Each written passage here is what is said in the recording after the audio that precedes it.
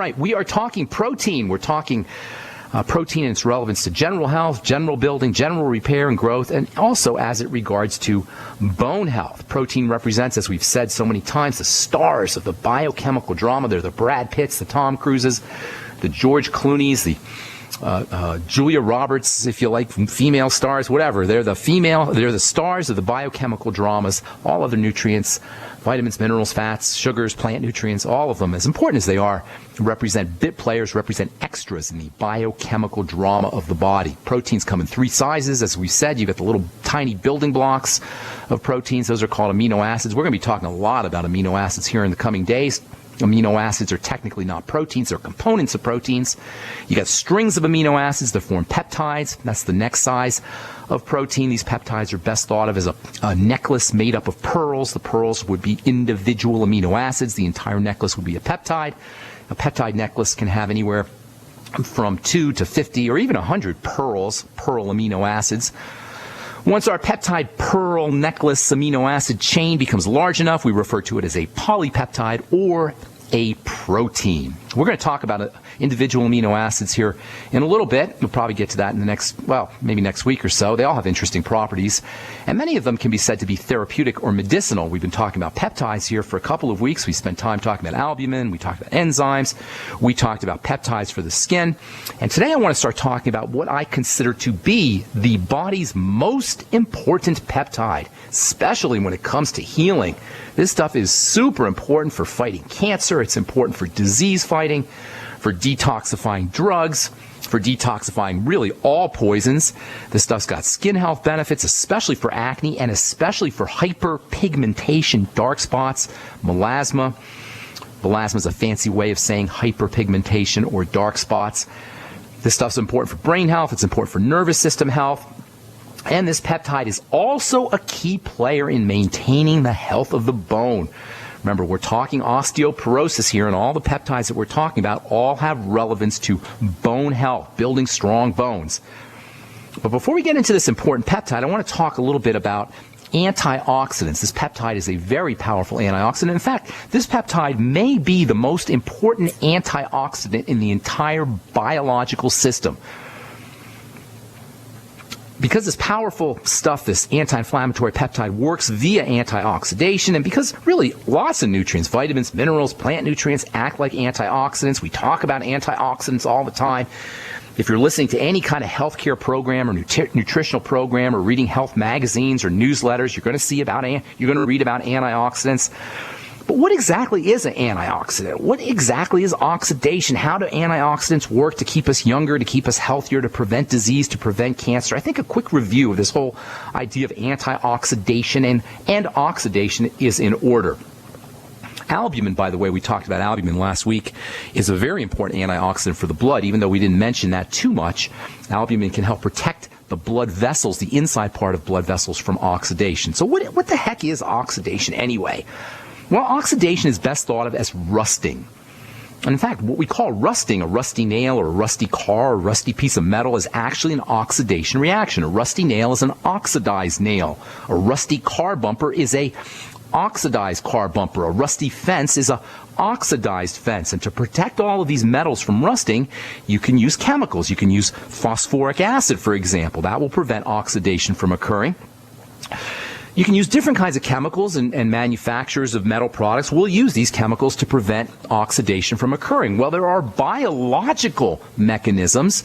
There are biological or biochemicals that can do the same thing. But in order to understand how these things work, we got to understand a little bit about the chemistry of oxygen, because it is oxygen indeed that is the major, although not the only, cause of oxidation. So to put it simply, to put it basically, all stuff, all matter, all things are made up of little things. All stuff is made up of atoms. These little atoms are little pieces of energy, and these little atoms have little things flying around them. Those little things flying around them are technically called electrons. So you got stuff in, we'll just use metal. We'll use a rusty nail. We'll use a nail as an example. So you got a nail. It's made up of iron atoms.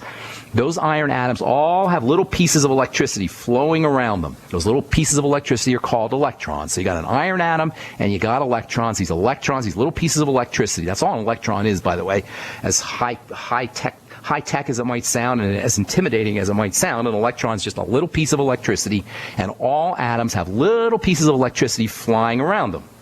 Now, in order for an atom to be happy and complete and satisfied, it has to have 2 electrons. Technically more, but if you're a biochemist out there, bear with me. We're just going to be simplistic here. All atoms have to have a pair of electrons flying around them. Then they're happy. They got a pair of electrons. They got a couple of electrons flying around them. However, some things in nature have an ability to steal little pieces of energy. They can rip off an electron. So you got a happy little iron atom. It's got 2 electrons circling around it, but some things in nature can come along and steal a little piece of electricity. This stealing off of electricity is where all the problems begin. And the most common cause of this ripping off of electricity is oxygen, hence the term oxidation. Oxidation is nothing more than a description of a ripping off of a piece of electricity, an electron, from an atom of iron in our case, or any kind of atom. We'll continue this when we come back from our break. I am Pharmacist Ben. You're listening to The Bright Side on the Genesis Communication Network.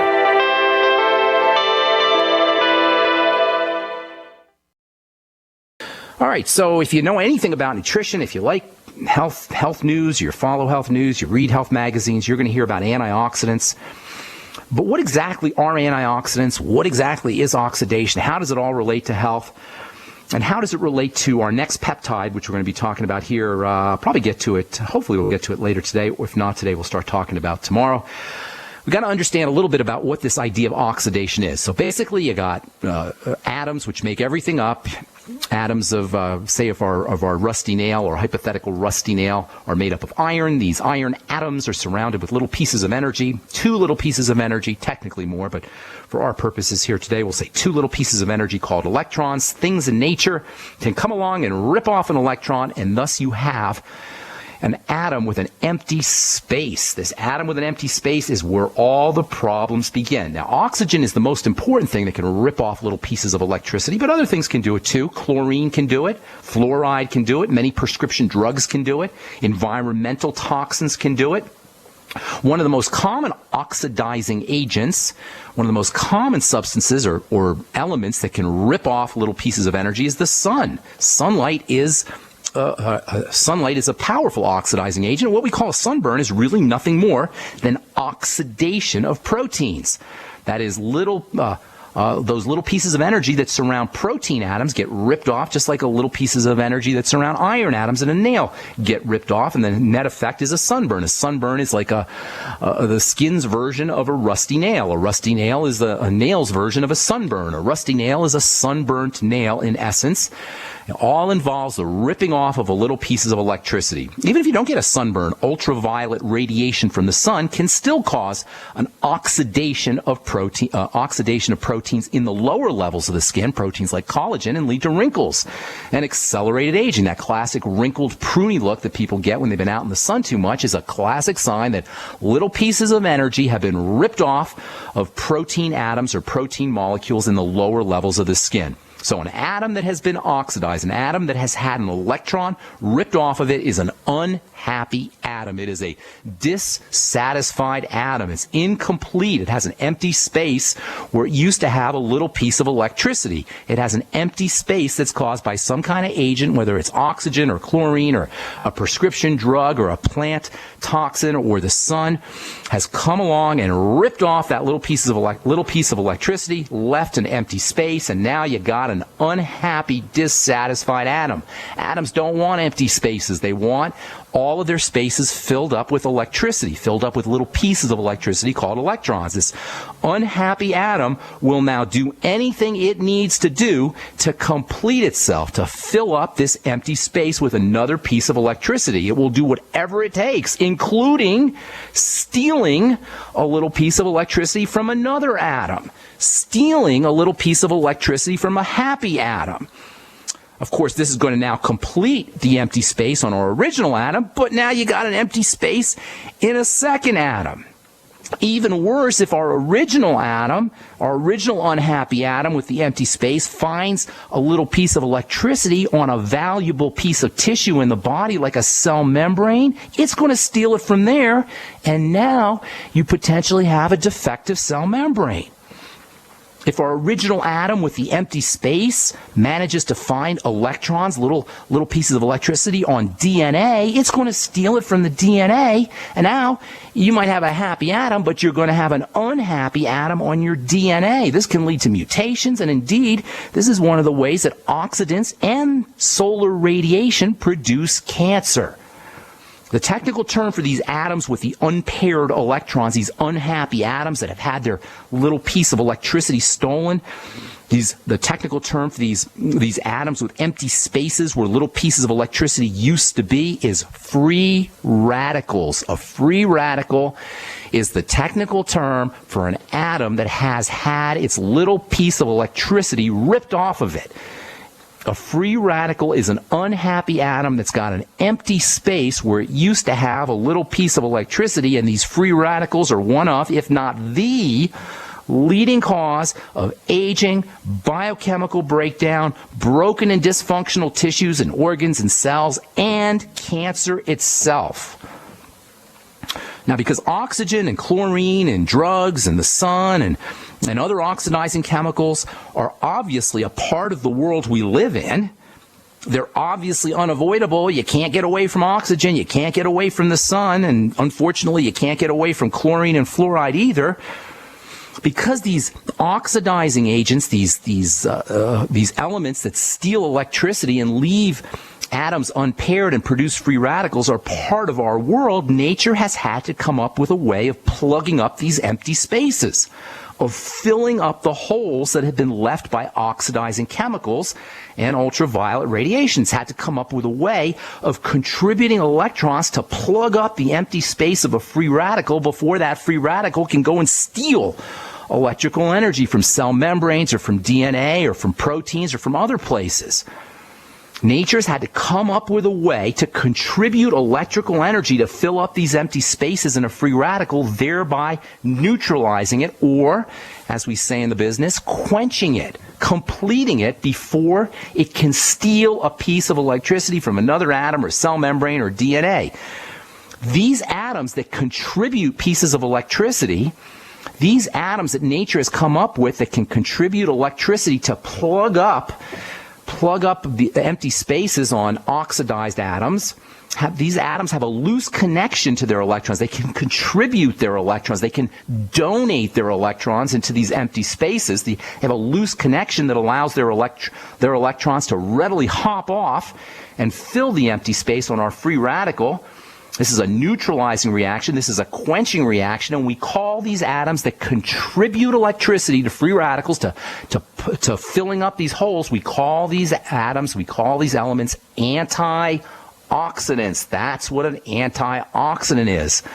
An antioxidant is an atom that can contribute electricity to fill up the space on an atom that has lost its electron, that has had its electron ripped off by oxygen or the sun or prescription drugs or anything really. So an antioxidant is an element or an atom that can contribute electricity to fill up, quench, neutralize a free radical. We call antioxidants are nothing more than molecules that contribute electrical energy that fill up the empty space of an atom that has had its electron pulled off of it, thereby quenching it, neutralizing it, and preventing it from attacking and stealing electrons from more valuable atoms. And fortunately, the natural world is filled with these antioxidant substances, and they're found in all living systems. All right, got a few more things to say about antioxidants, and then we'll take your phone calls. I'm Pharmacist Ben. You're listening to The Bright Side. Our number's 855-660-4261. We'll be back at you with more good health information right after this. Don't go away.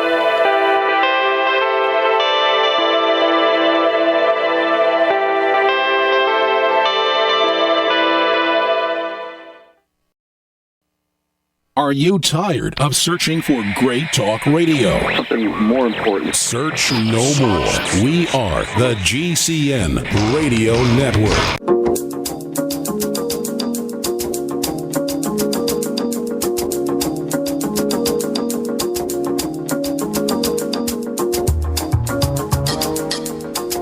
Back on the bright side. Our number today is 855-660-4261. Try to get on board early, and we'll get to as many calls as we can. We're talking about antioxidants. I hope I didn't confuse that matter, because it's so important. We hear about antioxidants all the time, but we never hear exactly what they are. You can always tell that there's something has been oxidized, that it's had a little piece of electricity, an electron ripped off of it by a color change, usually some kind of darkening. If you've ever cut open an apple and left it sitting out in the air, left it exposed to oxygen, you notice it turns brown. That's a sign of oxidation. Rusty nail, sign of oxidation. That color change. Same thing in the skin. When you have a dark spot on the skin, whether it's secondary to inflammation or whether it's secondary to estrogen or cortisol, stress hormone, female hormone, all of these are signs of oxidation, that a little piece of electricity has been ripped off of either a protein or an atom of iron or whatever, something in your apple, whatever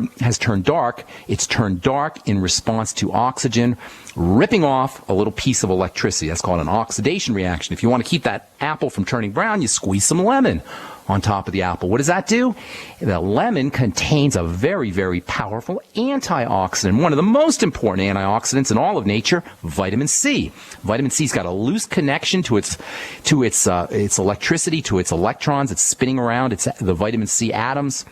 And that electricity can jump off and contribute itself, or can donate itself to the oxidized, the ripped off electricity, thereby quenching that free radical atom. Albumin, as we said, is an antioxidant. It can contribute electricity, quenching free radicals. The B complex are antioxidants. Vitamin E is an antioxidant. Vitamin A is an antioxidant. Vitamin K is an antioxidant. All of these things can contribute electrical energy to an oxidized atom, thereby quenching it, neutralizing it, preventing it from stealing an electron from DNA or from a cell membrane or from other things that can cause damage. Plants and vegetation, because they're out in the sun, have developed lots and lots of antioxidant. And that's one of the reasons why you want to be eating lots of vegetables, eating lots of plant material. That's why the bulk of your calories should be coming from vegetables. Now, I'm not a vegetarian per se, but I'm telling you, the bulk of our calories need to be coming from vegetation, not fruits either. Not fruits. I heard a guy in a movie I was watching yesterday, a Dr. Joel Fuhrman. He's written a lot about vegetarianism, and I'm not a big fan of Dr. Fuhrman, but he was talking about, he was in this movie. I forgot the name of the movie. The movie was called The Search for the Perfect Diet. It's actually kind of a good movie. I got the DVD. I was watching it. And he's talking about fruits and vegetables. The problem whenever you hear somebody talking about fruits and vegetables, you should immediately consider that this person doesn't know what they're talking about, because fruits are not the same as vegetables. Fruits are completely different than vegetables. The only thing fruits and vegetables have in common is the fact they both grow from the ground. They're both vegetation. But fruits are high in sugar. And the only nutrients, the basic nutrients, I should say, the bulk of nutrients that are in fruits are found in the peels. On the other hand, vegetables contain nutrients spread throughout them. And you want to be making sure that you're eating as many vegetables as you can, and you want to make sure that you're eating fruit very, very, very carefully. If somebody's telling you to eat lots of fruits and vegetables, you might want to consider that they're not tremendously nutritionally savvy, because of the big difference between fruits and vegetables anyway. Vegetables and fruits, the peels of fruits, the outside part of fruits, contain lots of these antioxidants, and that's one of the reasons why you want to make sure that you're getting as much of your calories as possible from vegetables. All right, I got a few more things I want to say about oxidation and antioxidation, and then we'll talk about the body's most important antioxidant, most powerful antioxidant. It's made in the body. It is a peptide, and it's something that y'all want to know about, especially if you're interested in anti-aging or if you have any kind of health issue, most of which involves some kind of oxidation. We will do that tomorrow as we continue talking about peptides. Time to hit our phones. Our number is 855-660-4261. Let's go to Texas. Jason, what is up? Welcome to the Bright Side.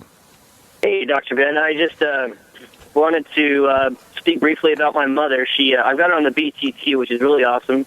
She feels really good about that. But her lower teeth are kind of starting to rot, and that might deal with the the oxidation that you're talking about. You mean the gums? You mean the gums, you mean the gums, right? Not the teeth. It's her teeth. Her teeth are turning brown on either side of her lower front teeth. And that's not good. I'm not quite sure what that was. I did ask her to. From what I heard, I was wondering if you could shine some light on this. Maybe coconut oil. I heard that spreading coconut oil in your mouth, like extra virgin coconut oil, will kind of remove like bacteria and stuff from the teeth and into the coconut oil. Coconut oil's got some antibacterial properties, that's for sure. But I don't know if I'd consider a browning teeth. Now, it's not staining. You're talking about it's literally rotting the teeth? Yeah, they seem to be rotting. It's getting worse. Every time I see her, they're a little more brown on either side of the teeth. They're kind of closing in on the teeth there. So. And she's not a smoker? She's not a smoker. She was on the Atkins diet for a long time. I told her she needs to stop doing that. She was eating a lot of red meat, and she says that her digestive system's working a lot better now that she's not eating so much red meat. But now, does she have? Is she on any? Is she on any antibiotics or anything like that? That doesn't usually happen in adults, but sometimes in kids it can happen. I don't know what to tell you with teeth turning brown. If you're sure it's not staining, it shouldn't. Poor dental hygiene may make her teeth rot, but it'd have to be really, really bad. Does she have a history? Does there a family history of bad teeth? Anything like that? Not that I'm aware of. I think that they're all very healthy on her side of the family. She has had, I don't know if you could, a problem with the heart kind of manifest itself in a condition. No, that would affect the gums, but I don't know if that would affect the tooth. The most likely cause of tooth discoloration that doesn't have anything to do with staining is going to be prescription drugs. There are prescription medications that can do it. Usually they'll turn yellow before they turn brown. And then poor dental hygiene technique. That'll do it as well. Usually the antibiotics and drugs will do it when teeth are developing, like in kids. I've never heard of it happening in adults, although I suppose anything's possible. But it does sound like she's got some decay issues. That would be what I would think. And if she does have a problem with tooth decay, then she's going to want to work with better hygiene techniques and laying off of sugar and foods that can contribute to dental decay. If you're positive it's the teeth and not the gums, then you're probably looking at a decay issue, which means dental hygiene and staying off of foods that contribute to dental decay. And that means obviously sugary kinds of foods that are sticky and that can feed bacteria. If she goes to the dentist, she's going to probably end up with fluoride, and that's not such a great idea. She may also want to consider calcium. Calcification of the teeth, which comes from calcium in the saliva, can help protect teeth, and also antibiotics, natural antibiotics that are found in the saliva, antimicrobial substances that are found in the saliva can contribute to dental protection. If she has any problems with her saliva, she's got dry skin. If she's not getting enough protein, if she's not getting enough minerals, they're not in the saliva, then that can contribute to dental decay as well. So I would consider the brown teeth to be a decay issue. Number one, work on better hygiene. Number two, work on any kind of digestive issues that are impairing calcium absorption or protein absorption. Number three, make sure that she's getting calcium and make sure that she's getting protein. And number four, if she has any problems with dry mouth or she's not producing enough saliva, then she may want to consider working on salivary secretion. Using techniques for improving salivary secretion, things like xylitol gum can help in that regard. That's how I would be treating it. And thanks so much for your call, Jason. Got to move on. I'm Pharmacist Ben. You're listening to The Bright Side. Got a couple of lines open for you. We'll get to your calls when we come back from our break. You were listening to The Bright Side. We'll be back right after this.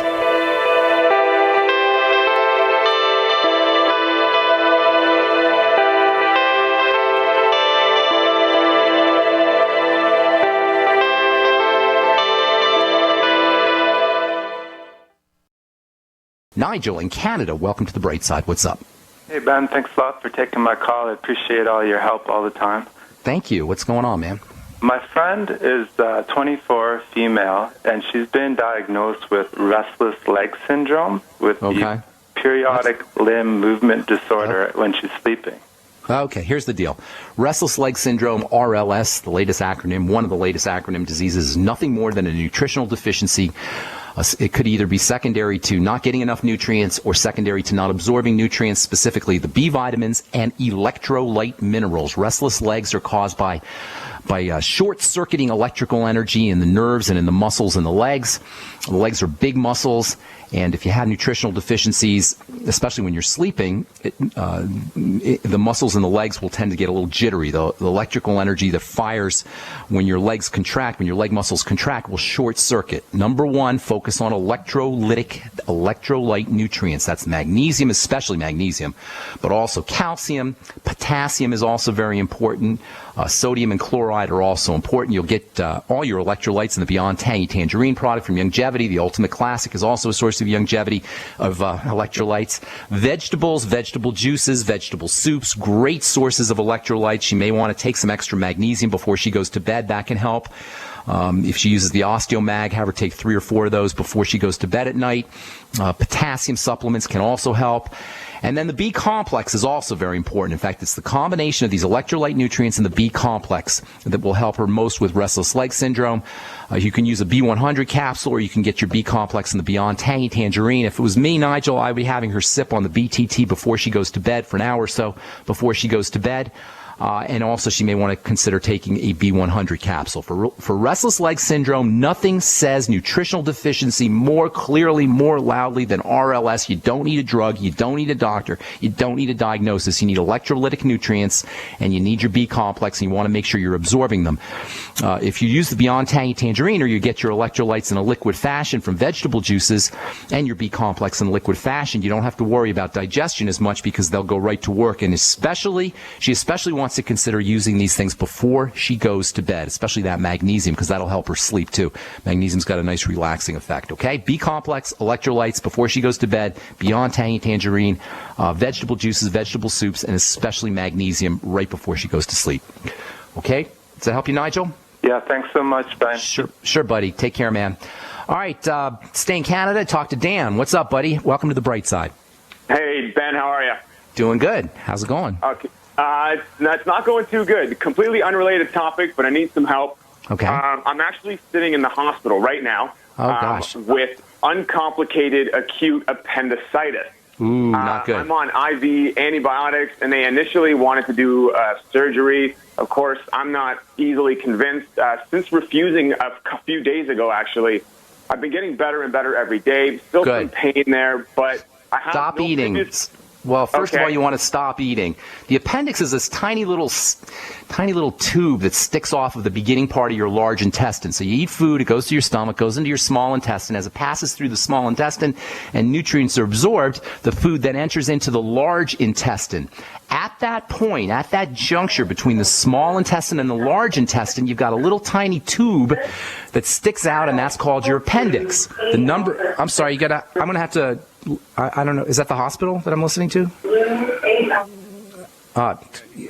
Okay, he's at the hospital. All right. So anyway, so the biggest cause for appendicitis and inflamed appendix is constipation. As food gets clogged in that large intestine and it doesn't go through, it tends to back down, puts pressure on the appendix, and that's where appendicitis comes from. The biggest cause of appendicitis, which is an inflammation of the appendix, is long-term chronic constipation. Hello, Dan, are you with me, my friend? Yeah, I'm here, and that's the weird thing, is that's exactly what I don't have. Everything I eat either turns to gas or loose stool. It could be gas. No, it could be gas as well. Gas can put pressure in there too. So the biggest cause is long-term constipation, but if you have gas, that can cause the same problem. Gas can push pressure on the appendix. In any case, it's a digestive health problem. Let me say that again, Dan. Appendicitis is a digestive health condition. That means do all the things we talk about on the bright side to focus on that allows you to focus on the digestive system. Fasting is the first thing you should do. You shouldn't be eating. That's first and foremost. If you're dealing with an appendix problem, you'll notice that it's starting to improve as long as you don't have some kind of really acute, dangerous condition, which you might. you'll notice as soon as you start fasting, or as soon as you fast and stop putting food in your digestive system, you're going to feel better. The second thing you want to do is use probiotics. If they take your appendix, the appendix is a warehouse. It's a storage space for good bacteria. Without an appendix, you will be sacrificing digestive health for the rest of your life. Now, you can still, there's still things you could do, but you're like a heavyweight fighter with one arm tied behind your back without an appendix. Don't let them take it unless you have some kind of, it's about to burst. If it bursts, you're in big trouble. So if the appendix is about to explode, that's different. But as long as that's not the case, I would keep my appendix and start practicing all the digestive strategies we talk about here on the bright side. Number 1, fasting. Number 2, probiotics. Number 3, focusing on problem foods and then eliminating problem foods. If you have a history of gas, that means something is not digesting properly. Link that up to foods and then eliminate those foods. Use digestive enzymes, the ultimate enzymes from longevity, lecithin, apple cider vinegar, pancreatin, bile salts, all the things we talk about here on the bright side. Consider it primarily, though, Dan, to be a digestive health condition. Focus on the digestive system. Don't expect your doctors, don't expect the medical model to help you with your digestive system. What they'll do is take your appendix out and perhaps put you on medication, antibiotics and drugs, but they're not going to tell you about about the digestive connection. That's something you'll hear on the bright side, and that's something you got to take care of by yourself. Okay, Dan? Thank you. All right, good. Thanks so much, buddy, and good luck with that. All right, let's go to Connecticut and talk to Lori. What is up? Welcome to the bright side, Lori. Hi, Ben. Thanks for having me on. Sure. My son was born with, and I learned this from you on the Alex Jones show, leaky gut and candida. I never heard you mention about candida, but I researched leaky gut, and I came up with candida as well, because something has to be causing the leaky gut. Now, when I was pregnant with him, I had a lung infection, and I was given prednisone and antibiotics, and I'm sure that's what caused this problem. He was born allergic to everything. He had eczema, massive eczema. He had just food allergies and Did you figure out? Did you figure out the eczema? Do you figure out the foods that are causing the eczema? Yeah, we ended up pureeing everything he ate, all organic, no baby jar food, and that seemed to eliminate a lot of his problems. He's on a very limited diet right now. Okay, couple things. Now, you want help with the leaky gut? How can we help you? Yeah. I mean, I wanted to ask you about what is causing the leaky gut? The leaky gut is holes that develop in the gut. They're secondary. It could have something to do with the prednisone that you took, but that's water under the bridge. Can't do anything about that now. Candida is secondary to problems with bacteria in the gut. Leaky gut and problems with the digestive system can cause what's called dysbiosis. That means bad bacteria overpopulating the gut. Once bad bacteria overpopulate the gut, or once you have problems with your good bacteria, then the yeast can overgrow. So the first thing you want to do is focus on the digestive system. Number 1, he should be eating lots of fermented foods. How old is your son? He's 21 months, and we tried giving him fermented foods, and it seems to aggravate him. You'll have to find the right kind of fermented foods. Mix them up a little bit. If one doesn't work, try another. Get him on a probiotic supplement. Is yogurt okay? Does he do okay with yogurt? Yeah, he's allergic to dairy. Okay, so he may or may not have a problem with yogurt, but give him a little bit, see what happens. Sometimes if you're allergic to dairy, you can still do yogurt. If you can't do yogurt, try miso or tempeh or sauerkraut or fermented beets or fermented kimchi or apple cider vinegar, anything fermented. And if you can't do one kind of fermented food, try another. Also get him on a good probiotic supplement. He'll probably have to do a liquid probiotic supplement, and there's a bunch of good ones that are available. Have him doing mucilaginous kinds of foods, things like or substances, things like the Z radical from longevity, which can coat the digestive tract. Bone soup. Is he okay with doing chicken soup or bone soup? Yeah, I think so. That would be wonderful. I had a question about one of your products, the Kids Super Life. I was going to order that, and I noticed on the back that you have a B12 in there. Ma'am, Lori, we're out of time. We only have about 30 seconds. Can you call back tomorrow? If you call back tomorrow, I'll get you first up. Carl, sorry I left you on hold as well. If you guys call back tomorrow, we'll get you first up. And I apologize for doing that to you, but we're just out of time. Thanks so much for listening, folks. I'm Pharmacist Ben. Tomorrow we'll continue talking about peptides and this super important antioxidant peptide, probably the body's most important antioxidant, the master antioxidant. And as we continue talking about peptides and bone health. Head over to my website, brightsideben.com. Click on the Join the Team link and start yourself a longevity business. I'm Pharmacist Ben. We'll talk to y'all later, folks. Bye.